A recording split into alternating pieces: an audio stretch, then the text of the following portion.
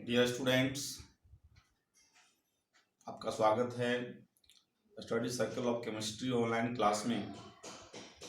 आज हम सबसे पहले भेजेंगे जो उसके पहले क्वेश्चन दिए थे ऑब्जेक्टिव, उसका आंसर की, जिससे आप लोग को मिलाना है कितना क्वेश्चन सही है कितना क्वेश्चन गलत है। और उसके बाद हम आज सॉल्यूशन चैप्टर भी शुरू करते हैं। 5 मार्क्स का है सॉल्यूशन और ये न्यूमेरिकल से भरा हुआ चैप्टर है। बहुत ही महत्वपूर्ण चैप्टर जैक 12th के लिए भी और CBSE और इंजीनियरिंग मेडिकल में इससे क्वेश्चन आते हैं, प्रश्न आते हैं। तो इस चैप्टर से जो विद्यार्थी आगे इंजीनियरिंग मेडिकल की तैयारी करना चाहता है उसे भी यह चैप्टर काफ़ी लाभान्वित होगा और ये बहुत ही अच्छा चैप्टर है, इसको ध्यान से पढ़ना है। तो हम चलते हैं अब चैप्टर की ओर, सॉल्यूशन।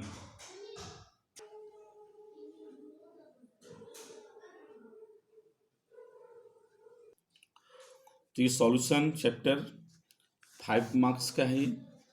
इसमें अनिवार्य रूप से 3 मार्क्स का न्यूमेरिकल रहता है। इसमें 2 मार्क्स का थ्योरी एंड 3 मार्क्स का न्यूमेरिकल मस्ट है। इसमें पढ़ना क्या, देखो पहले व्हाट इज सॉल्यूशन, सॉल्यूशन क्या है, टाइप्स ऑफ सॉल्यूशन, फिर है expressing the concentration of solution, हम सॉल्यूशन की सांद्रता को कैसे व्यक्त करेंगे, सॉल्यूशन की कंसंट्रेशन में सांद्रता। फिर हम लोग पढ़ेंगे solubility of gases in liquid and Henry's law, ठीक है। फिर रूट्स लॉ के बारे में, कॉलिगेटिव प्रॉपर्टीज है, इसके 4 colligative properties, relative lowering of vapour pressure, elevation and boiling point, depression and freezing point, osmotic pressure, ठीक है। तो हम लोग फिर एक लास्ट टॉपिक छोटे सा एबनॉर्मल मोलर मासेस। ये 7 टॉपिक हैं, लेकिन ये उतना छोटा भी नहीं है ये, तो चूँकि इससे बहुत सारी बातें इसके अंदर होती हैं। तो हम सबसे पहले चलेंगे व्हाट इज सॉल्यूशन, सॉल्यूशन क्या है। ये तुम लोग को हम क्लास 11th में भी इसका जिक्र किए थे कि solution is a homogeneous mixture, विलयन एक समांगी मिश्रण है, किसका, 2 और मोर प्योर सब्सटेंसेस, कहता है 2 या 2 से अधिक शुद्ध पदार्थों का एक समांगी मिश्रण है। हुज कंपोजिशन, जिसकी जो कंपोजिशन है, कहता है में varied with a certain limits, कहता है उसका कंपोजिशन, उसमें मिलावट जो वेरी करेगा एक सर्टेन लिमिट तक। ऐसा नहीं कि हम जितना चाहेंगे उतना अमाउंट को उसमें मिक्स कर देंगे, एक निश्चित अमाउंट तक वो मिक्स होगा। वही लिखा है यहाँ पर हमने, varied with a certain limits. जैसे हम 1 गिलास वाटर में हम पानी लेते हैं और उसमें हम नमक को घुलाना चाहेंगे या चीनी को घुलाना चाहेंगे, तो घुलाते घुलाते थोड़ा सा घुलाएंगे, फिर थोड़ा सा घुलाएंगे, फिर थोड़ा सा घुलाएंगे, लेकिन घुलाते घुलाते एक समय आएगा कि वह नमक अथवा चीनी उसमें घुलना बंद कर देगा, है ना। जहाँ घुलना बंद कर दिया वही एक लिमिट हो गया कि इतने ही घुल सकता है, आगे ये नहीं घुलेगा। तो ऐसे एक ऐसा मिश्रण बन गया होमोजीनियस। होमोजीनियस के बारे में भी चर्चा क्लास 11th में हुई है।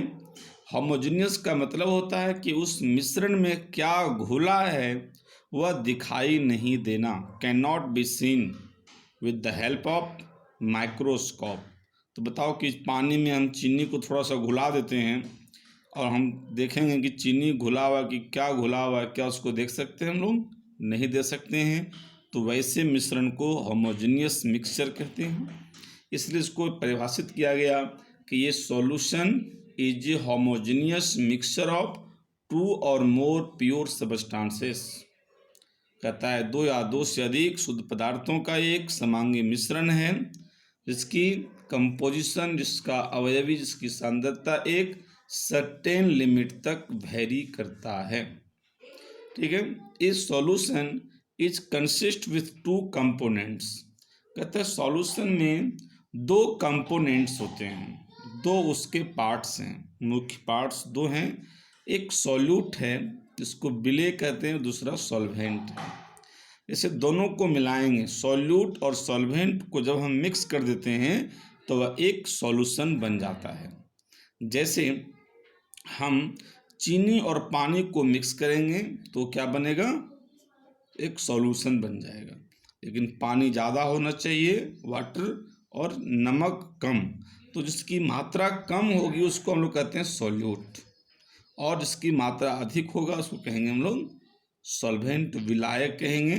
तो विलेय और विलायक ये दोनों मिल करके क्या बनता है, विलयन यानी सॉल्यूशन। तो सॉल्यूशन में दो कंपोनेंट्स ये हो गया, एक सॉल्यूट हो गया और दूसरा सॉल्वेंट, दो पार्ट है इसमें। फिर हम इसका डेफिनेशन लेंगे, सोल्यूट का डेफिनेशन और सॉल्वेंट का डेफिनेशन, ठीक है। तो जैसा कि बताएं अभी हम कि सॉल्यूट एक वैसा कंपोनेंट जिसका अमाउंट कम हो, इसकी मात्रा, जिसकी अनुपात कम हो और जिसका मात्रा ज़्यादा हो, उसको हम लोग क्या कहेंगे, सॉल्वेंट कहेंगे। जैसा कि देखो द कंपोनेंट, ये सॉल्यूट की परिभाषा है, the component which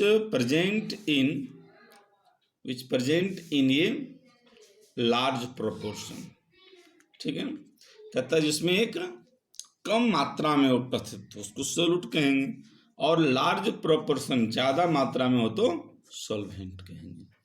sugar example दिए, sugar plus water, sugar syrup हो गया, शुगर यहाँ सॉल्यूट होगा और सॉल्वेंट वाटर होगा, और शुगर सिरप मतलब चीनी का शरबत ये सॉल्यूशन होगा। क्योंकि क्वेश्चन में हम लोग को सॉल्यूट और सॉल्वेंट को समझना है, तभी न्यूमेरिकल्स प्रॉब्लम सॉल्व होता है।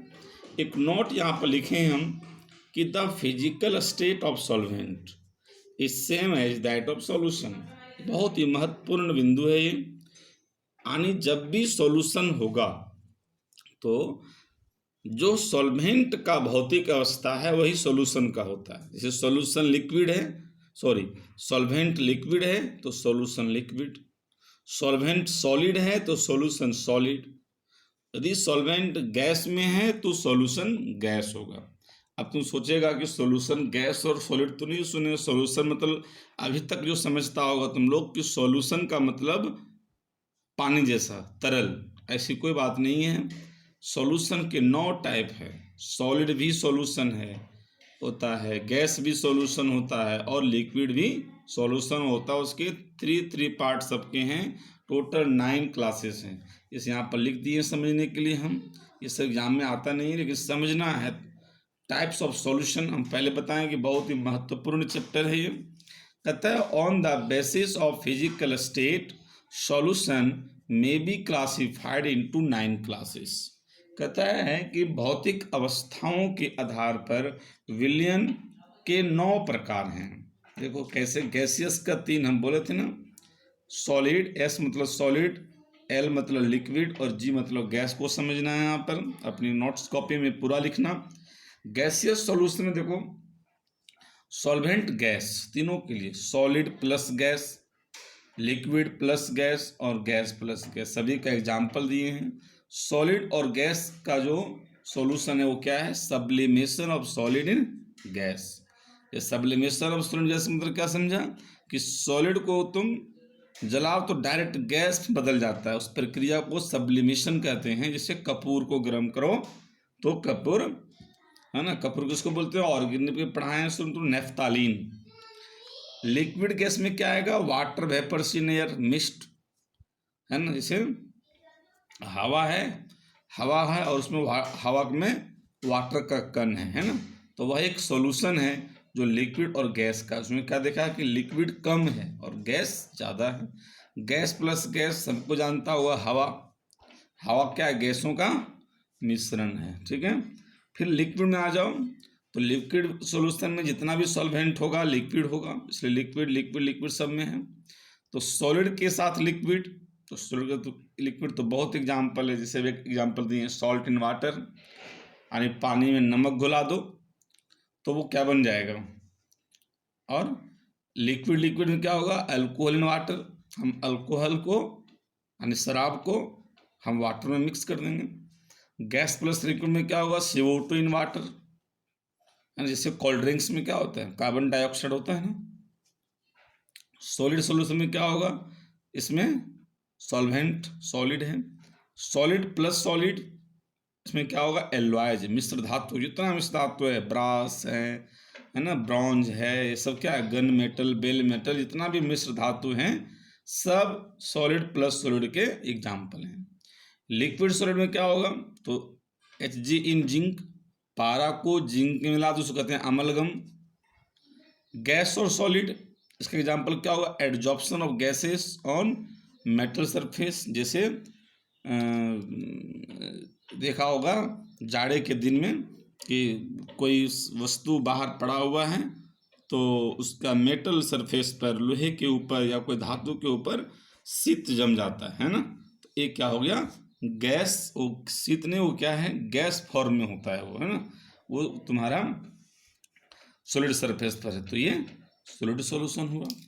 ठीक है, अब इसके आगे हम बात करेंगे सांद्रता के बारे में। मेन टॉपिक पर हम लोग आ जाते हैं, ये मुख्य टॉपिक हुआ expressing the concentration of solution. हम शुरू में तीसरा पॉइंट में इस बात को लिखे हैं, ये छोटा नहीं है, बड़ा है ये। तो expressing the concentration of solution, विलयन की सांद्रता का व्यक्त करना।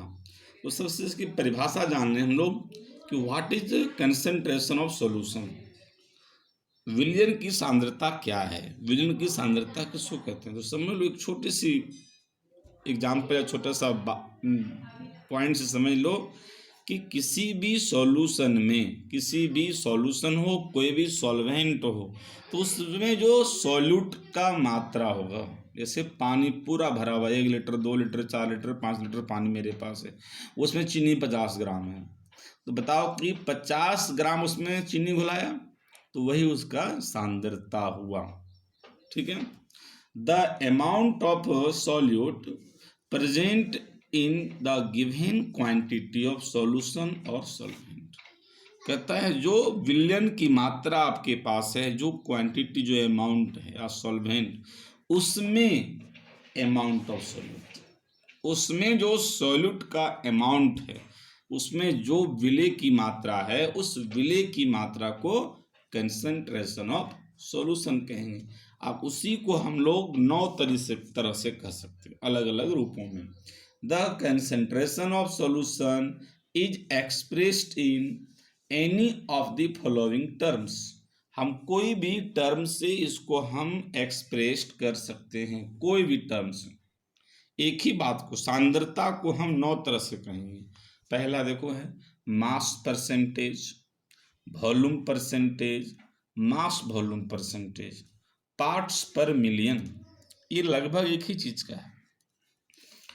मास परसेंटेज मतलब तुमको अमाउंट का परसेंटेज निकालना है, प्रतिशत सबको मैथ में निकालता है। वॉल्यूम का परसेंटेज निकालना है, ये दोनों मिला के मास वॉल्यूम का निकालना है।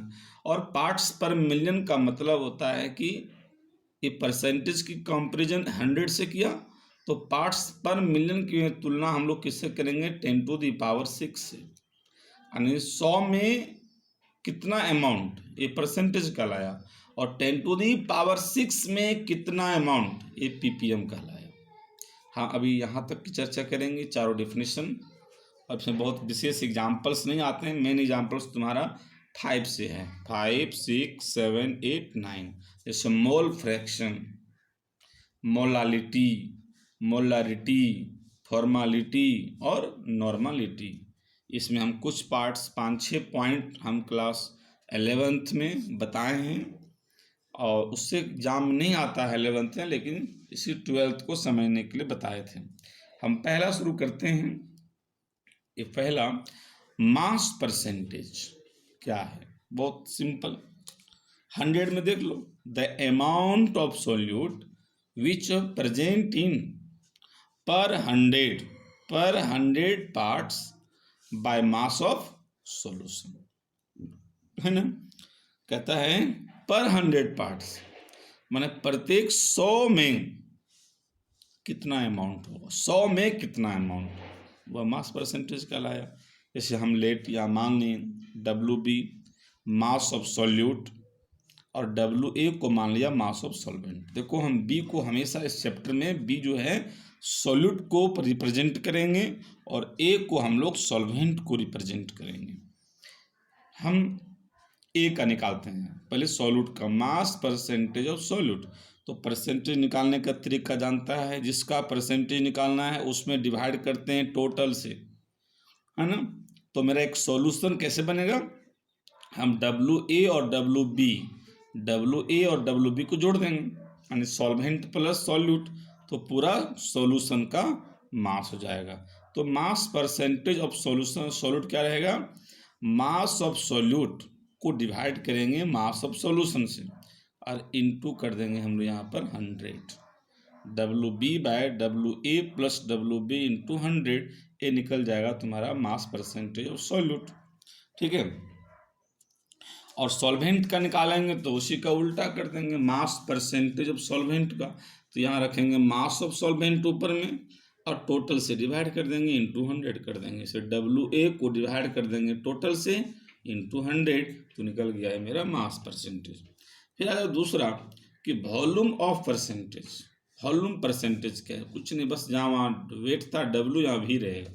The volume of the solute which present in per 100 parts by volume of solution is called volume percentage.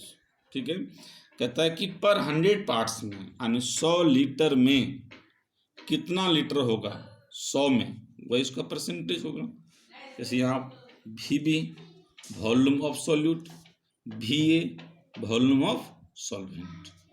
अब यहाँ निकालेंगे वॉल्यूम परसेंटेज ऑफ सॉल्यूट, उसी तरह से volume of solute divide by total into 100, volume of solvent का VA divide by VA plus VB into 100। तीसरा है, main तो दो ही हैं, लेकिन तीसरा देखो, कहता है मास volume percentage, the mass of solute which present in per 100 parts by volume. देखो यहाँ ध्यान रखना कि यहाँ मास वॉल्यूम है, मतलब सॉल्यूट के लिए मास, और पूरे सॉल्यूशन में तुलना किससे करना है, वॉल्यूम से। ये कहलाएगा तुम्हारा मास वॉल्यूम परसेंटेज। जैसे mass volume percentage of solute, तो सॉल्यूट का मास ऊपर रखो WB और टोटल वॉल्यूम से डिवाइड इंटू 100। फिर mass volume of solvent WA weight of solvent, फिर टोटल वॉल्यूम से डिवाइड इंटू 100। ठीक है, ये परसेंटेज का है, बहुत बड़ी बात नहीं इस सब में। चौथा हम लोग चलते हैं पार्ट्स पर मिलियन। पार्ट्स पर, एक तरह से सोचा जाए जितना परसेंटेज निकालना क्या था, पार्ट्स पर 100 था, और ये parts per million. The number of parts by mass of solute per million parts by mass of solution, वही बात है, थोड़ा सा डिफरेंशिएशन बदले इसमें। The number of parts by mass of solute per million parts by mass of solution, यानी कहता है कि सॉल्यूशन के पर मिलियन पार्ट्स में, सॉल्यूशन का पर मिलियन मतलब 10⁶ बता दिए, मिलियन का मतलब होता है 10⁶। ठीक है, तो पर million parts of solution, solution के 1 मिलियन में, प्रत्येक मिलियन में parts by mass of solute, solute का कितना भाग, वही कहलाएगा पर पार्ट्स पर मिलियन। जैसे मैथमेटिकली, इन मैथमेटिकली क्या है, पार्ट्स पर मिलियन बराबर कुछ नहीं, वही जो परसेंटेज निकालते शुरू में पहला वाला, WB weight of solute by weight of solvent plus weight of solute into, यहाँ हम 10⁶ से मल्टीप्लाई किए हैं, 100 से मल्टीप्लाई किए थे तो परसेंटेज बन गया था, और यहाँ कितना से इतने अंतर हैं 10⁶, बाकी तो वही है WB by WA plus WB। तो ये आ गया तुम्हारा 4 मुख्य, इसमें बहुत इंपॉर्टेंट से नहीं है ये सब, परसेंटेज का ये इंपॉर्टेंट है, ये पूछता है डेफिनेशन कभी कभी। ठीक है, पार्ट्स पर मिलियन का। तो यहाँ पर हम एक न्यूमेरिकल की बात करेंगे ये इसमें बहुत ज़्यादा न्यूमेरिकल तो होता नहीं है, तो इसकी हम एक न्यूमेरिकल क्वेश्चन इसमें हम जिक्र किए हैं। Calculate the mass percentage of benzene. Question को समझना, क्वेश्चन क्या है? Calculate the mass percentage of benzene and carbon tetrachloride. कहता है कि बेंजीन का और कार्बन टेट्राक्लोराइड का मास परसेंटेज को कैलकुलेट करो। इफ यदि, अब आगे समझ में आएगा हम लोग को कि सॉल्यूट कौन है और सॉल्वेंट कौन है। If 22 gram of benzene is dissolved in 122 gram of CCl4। अब क्वेश्चन में क्या समझ आ रहा है? 22 gram benzene is dissolved, 22 gram benzene को घुलाया गया किसमें? 122 ग्राम ऑफ CCl4 में। स्पष्ट है कि CCl4 में बेंजीन को घुलाया गया। जैसे हम ड्राफ्टिंग करते हैं वो क्वेश्चन का, जैसे ये हुआ, ये पहले से CCl4 यहाँ पर कितना ग्राम?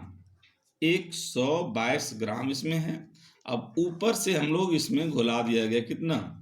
22 ग्राम बेंजीन को। ये क्या घुलाया किसको गया? बेंजीन को। तो ये हो गया सोल्यूट और ये हो गया CCl4 हो गया तुम्हारा सॉल्वेंट। ठीक है, अब यहाँ पर हम लोग पूरा क्या करेंगे?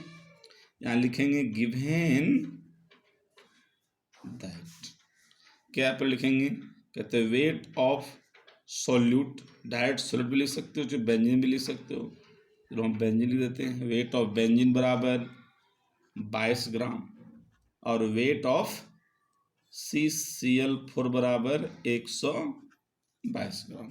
ठीक है, दोनों को जोड़ देंगे तो सॉल्यूशन निकल जाएगा। अब ए में निकालो यहाँ मास परसेंटेज ऑफ बेंजीन। तो क्या बताए थे? बेंजीन का निकालना है, तो weight of benzene divided by weight of benzene plus weight of CCl4। तो क्या हो जाएगा? वेट ऑफ बेंजीन 22 और ये हो गया 22 प्लस, और यहाँ इंटू 100 करेंगे और हो जाएगा यहाँ पर 122 इंटू 100, तो 22/144 इंटू 100। इसको हल करोगे जो आएगा वो परसेंटेज किसका होगा? बेंजीन का होगा। अब इसी तरह से, क्योंकि यहाँ जगह नहीं, हम पहले से लिख दिए थे, डी में निकालना अब मास परसेंटेज ऑफ CCl4। ठीक है, एकदम सेम इसी प्रकार से। और फार्मूला में क्या हो जाएगा? Weight of CCl4 by weight of benzene plus weight of CCl4 into 100। हमें क्वेश्चन दिए हुए हैं, इसलिए आगे की बात करना है तुम लोग को। इसका हम आंसर बता देते हैं कितना कितना परसेंटेज इसका आंसर आएगा।